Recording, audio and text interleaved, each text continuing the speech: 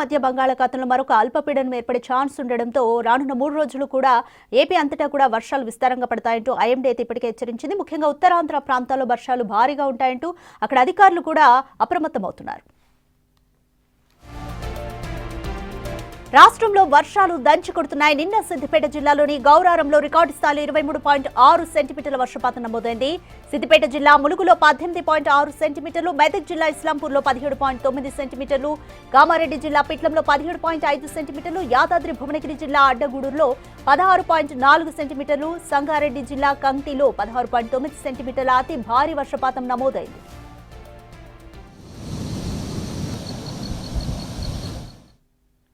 More details మా ప్రతినిధి అంజుమా అందిస్తారు.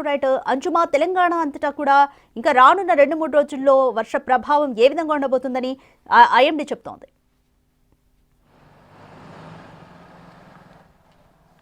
గత కొన్ని రోజులుగా తెలంగాణ రాష్ట్ర వ్యాప్తంగా వర్షాలు దంచి కొడుతున్నాయి. ఇటు హైదరాబాద్ తో పాటు అన్ని జిల్లాలలో కూడా మనకు భారీ వర్షాలు అయితే కురుస్తున్నాయి.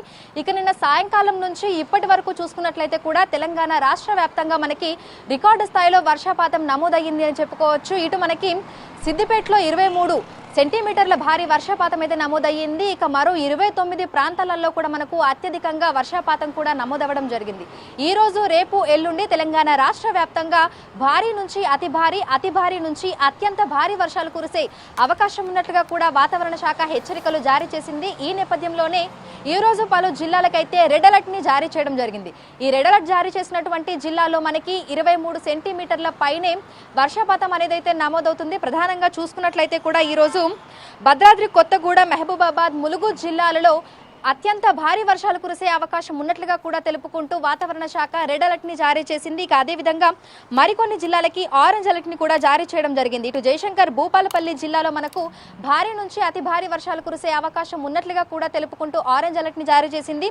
ఇక అదేవిధంగా ఇటు ఆదిలాబాద్, హన్మకొండ, కామారెడ్డి, ఖమ్మం, కరీంనగర్, ఆసిఫాబాద్, మంచిర్యాల, మెదక్, నిర్మల్, సంగారెడ్డి, సూర్యాపేట, వికారాబాద్, వరంగల్ ఈ జిల్లాలలో మనకు భారీ వర్షాలు కురిసే అవకాశం ఉన్నట్లుగా కూడా తెలుపుకుంటూ ఎల్లో అలర్ట్స్ అయితే జారీ చేయడం జరిగింది. గత కొన్ని రోజులుగా తెలంగాణ రాష్ట్ర వ్యాప్తంగా కూడా విస్తారంగా వర్షాలు కురుస్తున్నాయి. 13వ తారీఖున ఏర్పడినటువంటి అల్పపీడన ప్రాంత ప్రభావంతో మనకు వర్షాలైతే దంచి కొడుతున్నాయి. అయితే నిన్న ఏర్పడినటువంటి మరొక అల్పపీడన ప్రాంతం ప్రభావంతో కూడా ఈ వర్షాలు మరింతగా పెరిగాయని కూడా చెప్పుకోవచ్చు.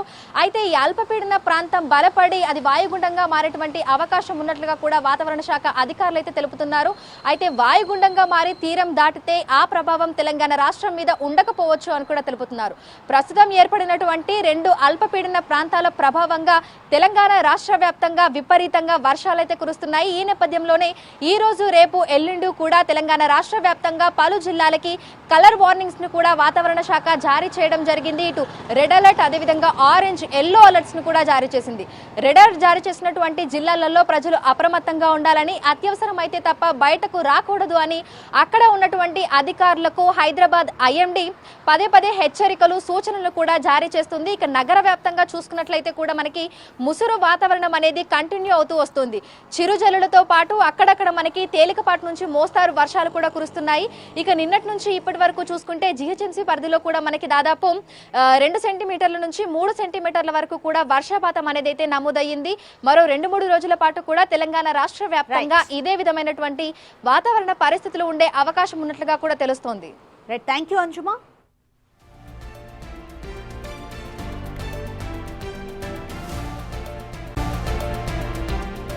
ఉత్తరాంధ్రలోని పలు ప్రాంతాల్లో రాత్రి నుంచి ఎడతెరిపి లేకుండా వర్షం కురుస్తోంది. ఉత్తరాంధ్రలో భారీ వర్షాల నేపథ్యంలో అధికార యంత్రాంగం అప్రమత్తమైంది.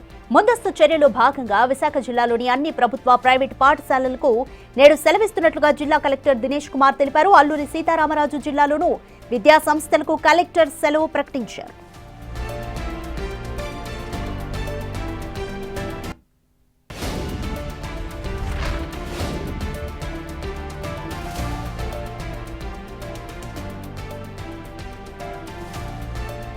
మోర్ డీటెయిల్స్ మా ప్రతినిధి రాజు అందిస్తారు. రాజు, ఉత్తరాంధ్రలో రాత్రి నుంచి కూడా వర్షం కురుస్తూనే ఉంది. భారీ వర్షాల నేపథ్యంలో అధికారులు కూడా ఎటువంటి జాగ్రత్తలు తీసుకుంటున్నారు? ఆంధ్రప్రదేశ్కి అల్పపీడనాల ముప్పు అయితే ఇప్పుడు కొనసాగుతున్నటువంటి పరిస్థితి కనిపిస్తుంది. ముఖ్యంగా గడిచినటువంటి 8 రోజుల నుంచి కూడా బంగాళాఖాతంలో పశ్చిమ మధ్య బంగాళాఖాతంలో ఏర్పడినటువంటి ఈ అల్పపీడనం ప్రభావం వర్షాలు కురుస్తున్నటువంటిది అయితే మనం చూస్తూనే ఉన్నాం. ఇప్పటికే అటు ఉమ్మడి కృష్ణా జిల్లా, గుంటూరు జిల్లాలో ముంపుకు గురైనటువంటి పరిస్థితి అయితే ఉంది. అయితే ఇప్పుడు నిన్న అంటే 13వ తేదీన మరొక అల్పపీడనం ఏర్పడినటువంటి పరిస్థితి అయితే ఉంది. ఈరోజు మరొక అల్పపీడనం ఏర్పడనుందని విశాఖ వాతావరణ కేంద్ర అధికారులు అయితే తెలియజేస్తున్నారు. వరుసగా అల్పపీడనాలు ఉన్నటువంటి నేపథ్యంలో కంటిన్యూగా వర్షాలు కురిసే అవకాశం అయితే ఉంది. దీనికి తోడు ఇప్పుడు అంటే బంగాళాఖాతంలో కొనసాగుతున్నటువంటి అల్పపీడనం వాయుగుండంగా మారే అవకాశం అయితే కనిపిస్తుంది.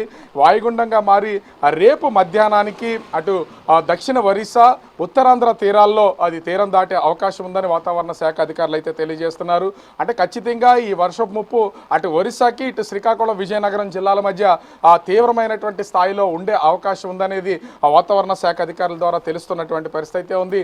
ముఖ్యంగా చూస్తే శ్రీకాకుళం, విజయనగరం, అదేవిధంగా అల్లూరు సీతారామరాజు జిల్లా, విశాఖపట్నం, అనకాపల్లి జిల్లాలకు భారీ వర్షాలు కురిసే అవకాశం ఉందని వాతావరణ శాఖ అధికారులు అయితే తెలియజేస్తున్నారు. అదేవిధంగా కాకినాడ, తూర్పుగోదావరి, అంబేద్కర్ కోనసీమ జిల్లా, ఏలూరు, పశ్చిమ గోదావరి జిల్లా, ఎన్టీఆర్ జిల్లా, కృష్ణా జిల్లా, గుంటూరు జిల్లాల్లో భారీ నుంచి అతి భారీ వర్షాలు కురిసే అవకాశం ఉందనేది వాతావరణ శాఖ అధికారుల సూచనల ద్వారా తెలుస్తున్నటువంటి పరిస్థితి ఉంది.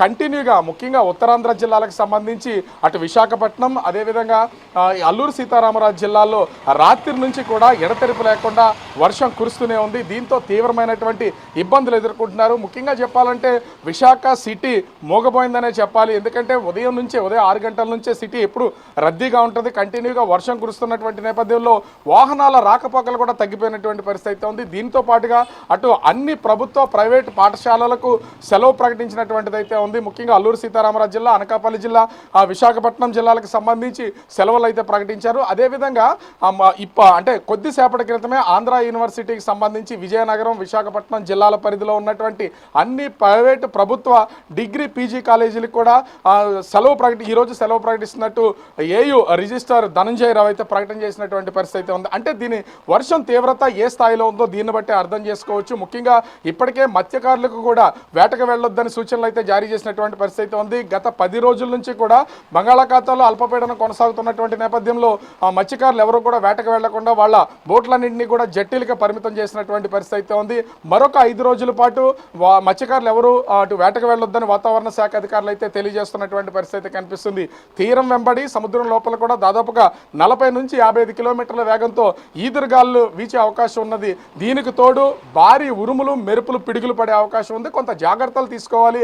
చెట్ల కింద ఎవరు ఉండొద్దనేది వాతావరణ శాఖ అధికారులు అయితే తెలియజేస్తున్నారు. ఇప్పటికే ఉత్తరాంధ్ర వ్యాప్తంగా ఉన్నటువంటి అన్ని కలెక్టరేట్లలోనూ ముఖ్యంగా చూస్తే అటు విజయనగరం, విశాఖపట్నం, శ్రీకాకుళం, అల్లూరు జిల్లా, అనకాపల్లి జిల్లాలకు సంబంధించి మొత్తం అన్ని కలెక్టరేట్లలోనూ కంట్రోల్ రూమ్లు ఏర్పాటు చేశారు.